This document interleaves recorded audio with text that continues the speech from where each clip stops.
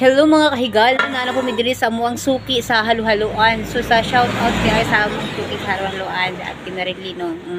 Nami kailang halu-halo diri mga friend, bamshi, sir, kung gusto niyo magkakapabog na sa iwan huna or peaceful mind diri mo. Adto sa ilang halu-haluan kay full of ingredients na sulit pa inyong 55 pesos. So ang sila mga quick lang diri og kanang ilang fries tag 20 pesos yata. I'm not sure. Basi di ay 20 pesos so. Katong gipakita ganina to mao na ilang mga ay sa mo nang sagot nila sa ilang haluhaluan. Sulit. Mo na diri na mo adto kapabog na mo sa imong una na mag-date mo sa imong kauyaban, pwede kay diri o.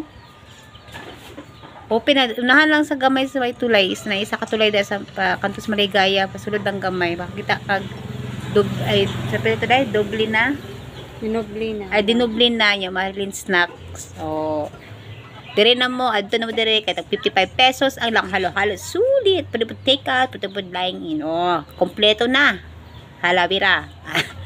That's it. Ngaon ta karon ha ngaon ta Omega Ojo kay lain tuminti ka uban tani ra gyud ang papang amiga. Pani ko na. Yes. Ano siya? Ano nga balik kapila na mo balik dito. Sulit lang halo-halo. Sama niya. Sulit. Sulit ang siksik sa laman.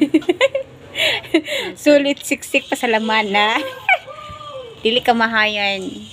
Dili ka mahayan na kay nasalay ka ng lang halo-halo diri manggod guys kay kanang na siya i-topping sa ice cream tapos na ay corn, diba? Kanang siya to, cracker corn. Ay, ito ilang corn, si topping sa ibabaw sa ilang, lalo.